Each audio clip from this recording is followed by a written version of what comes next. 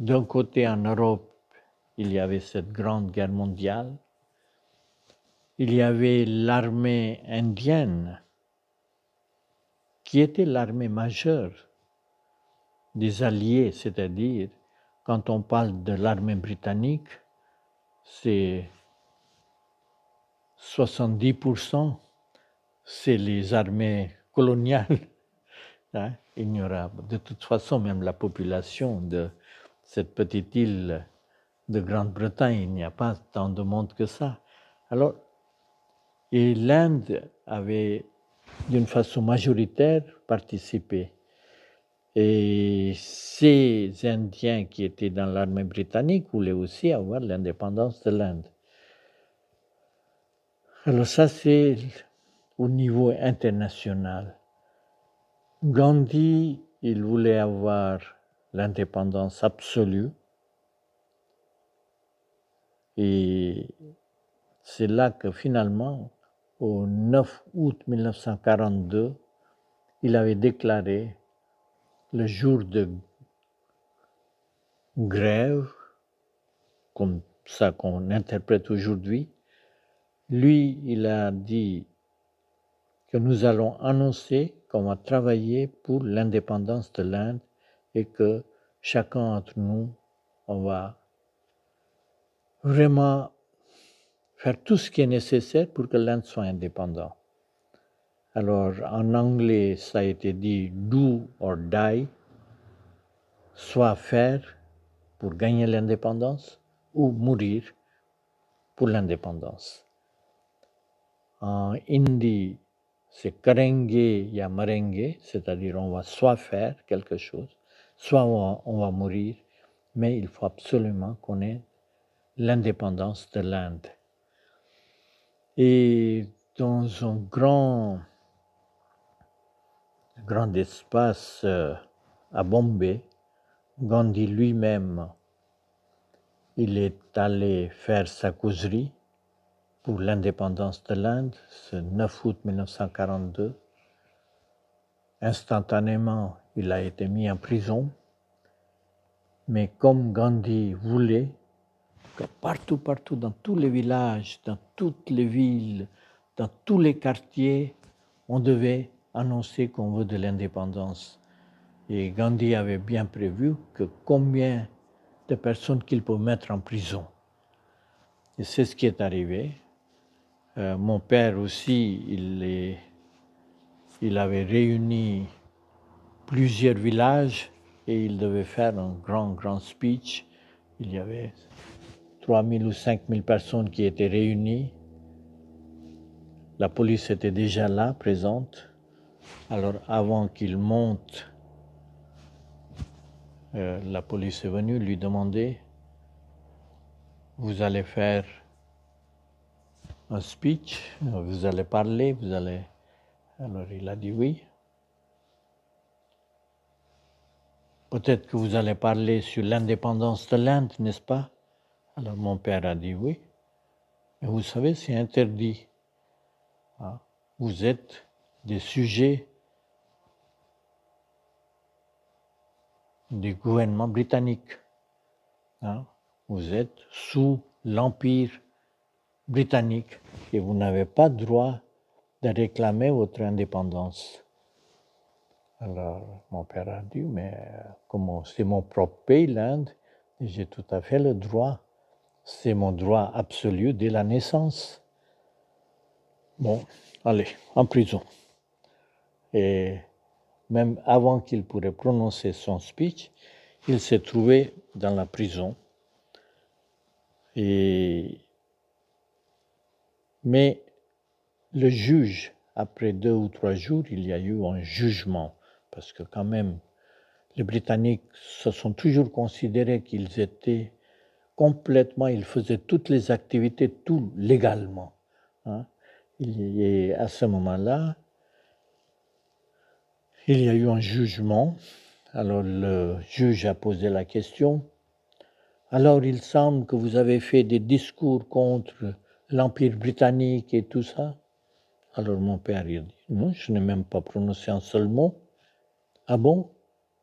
mais c'est écrit que vous êtes, comment dirais-je, en traite contre l'Empire britannique. Ah bon, c'est quoi la traîtresse? Alors bon, si vous n'avez pas prononcé, mais vous aviez l'intention de prononcer quelque chose. Alors mon père a dit oui, j'avais l'intention de réclamer l'indépendance de l'Inde. Si c'est considéré comme une faute grave ou c'est illégal, vous avez le droit de me punir. Non, non, le juge a dit, j'ai pas beaucoup de temps. Allez, 6 mois d'emprisonnement et allez, dégagez-vous. L'autre personne qui devait venir, parce qu'il avait des centaines et des centaines de personnes à juger. Voilà. Comme ça, mon père s'est retrouvé dans la prison, mais ce n'était que 6 mois par rapport à Gandhi, et il y avait d'autres grandes personnalités de l'Inde qui étaient mis pour 1 an, 2 ans, 3 ans, selon les cadres, selon la faute grave qu'ils avaient commis de prononcer contre l'État britannique. Mais comme mon père, quand il devait sortir dans 6 mois, le Sardar Patel, c'est-à-dire le général de l'armée de Gandhi, son prénom était Vallabhbhai Patel, mais on appelait Général Patel. Sardar veut dire général. Et c'était lui, le général de l'armée non violente de Gandhi. Alors, Sardar Patel, qui était un ami de mon père, disons, il est devenu ami, lui, il a dit à mon père, qui était à l'époque tout jeune comme ça, en disant que presque toutes les personnes se trouvent en prison, qui sont des dirigeants, des personnes qui étaient autour de Gandhi. Et l'ashram de Gandhi, ou l'endroit où vivait Gandhi, actuellement, il n'y a pas une seule personne responsable. Est-ce que, en sortant de la prison, est-ce que vous pouvez aller à cet endroit-là et commencer à gérer? C'est comme si...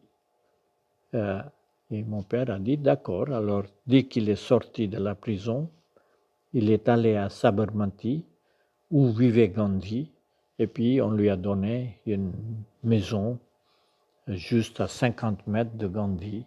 Et c'est comme ça qu'il a commencé ses activités, tout près de la maison de Gandhi, et puis il s'occupait, alors les premières responsabilités qui sont tombées, parce qu'il y avait des vaches dans cette sorte de communauté, alors il devait s'occuper des vaches avec, bien sûr, il y avait aussi l'idée de recevoir les personnalités du monde tout entier qui débarquaient en disant qu'on a envie de voir Gandhi. Alors, et c'est ici que Gandhi, lui, alors on recevait des personnalités en disant que oui, ça c'est la maison de Gandhi, mais Gandhi, il est en prison. Alors, vous ne pouvez pas le voir. Ça, c'était en 1942, vous voyez. Et c'est là que finalement, Gandhi lui a demandé de développer un système pédagogique pour l'Inde. Et en même temps, on a créé une école pour des filles, des personnes, ou disons des gens intouchables. C'est-à-dire en donnant l'importance comme ça à l'éducation des femmes, des filles, en donnant aussi l'importance aux intouchables, où le système de caste la plus inférieure avait droit de l'éducation, et aussi démolir ce côté telle personne est touchable, telle personne est intouchable, c'est-à-dire démolir tout le système de caste, qui était aussi une idée de base de Gandhi. Alors c'est là, mon père développe un système de ce qu'il a appelé en anglais un système de 3 R, non 3 H. parce que, en général, le système de l'éducation était en principe basé sur 3 R. Mais ce ne sont pas vraiment 3 R, c'est-à-dire reading, veut dire lire, savoir lire. Ça, c'est bien sûr, ça commence avec R. Writing, ça se prononce avec R, mais en réalité, ça se commence avec W. Et arithmétique, c'est aussi, il y a un R qui est quelque part là, mais ça ne commence pas par un R. Mais on disait que l'éducation devrait être basée sur 3 R. Reading, writing and arithmetic. C'est-à-dire, vous devez savoir lire, vous devez savoir écrire et vous devez savoir calculer. Et c'est-à-dire, il y a toujours cette envie de créer un système. Alors mon père, qui était en train de réfléchir, et finalement, il a mis un système en place avec 3 H. Premier H qui était bien connu, head, veut dire l'éducation, apprendre à lire, écrire, compter, tout ça, c'est-à-dire même mathématiques, histoire, géographie, c'est tout ce qui est intellectuel, il a dit, ça c'est head. Deuxième H pour heart, c'est-à-dire le cœur émotionnel, quand vous faites quelque chose avec la joie, quelque chose avec créativité, quelque chose avec la musique, avec les danses. Tout ça, ce sont des activités du cœur. Et troisième activité, hands, H pour les mains. Et c'est là que le nettoyage, ça faisait de la première partie, mais en même temps, Gandhi, il aimait bien qu'on soit dans une certaine sorte d'autarcie, on ne dépend pas des autres. Alors, avoir ce petit jouet, à partir du coton, on fabrique le fil du coton, et à partir de ce fil de coton, on pourrait avoir des vêtements comme ça, qu'on appelle khadi, qui est un peu comme du lin, vous voyez. Et alors Gandhi voulait que chaque personne doit filer assez de coton pour avoir ses propres vêtements pour l'année ou pour sa propre famille. Et à partir de ça, mon père a développé tout un système de mi-temps travail, mi-temps éducation. C'est-à-dire, si vous êtes à l'école pendant 8 heures, pendant 4 heures, vous êtes en train de travailler, en train de soit filer le coton, soit vous êtes dans le potager, soit vous êtes dans la menuiserie, ou quelque part, et vous êtes en train de faire quelque chose qui soit productif.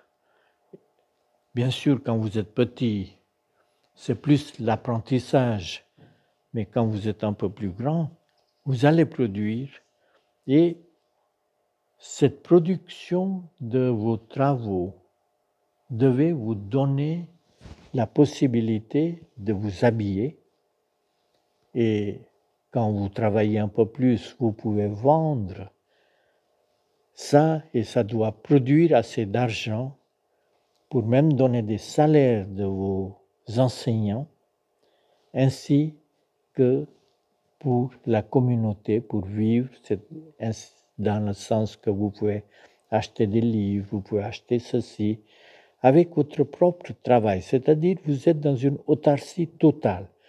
Vous n'êtes pas dépendant d'une subvention de l'État, parce que de toute façon, les écoles qui voulaient suivre les principes de Gandhi n'étaient pas subventionnées par le gouvernement britannique, parce que derrière toute cette petite éducation de, apprendre à lire, ou la géographie, ou l'histoire, ou ceci ou cela, il y avait toujours l'idée fondamentale, l'indépendance de l'Inde veut dire que chacun doit devenir un bon soldat de non-violence pour gagner l'indépendance de l'Inde.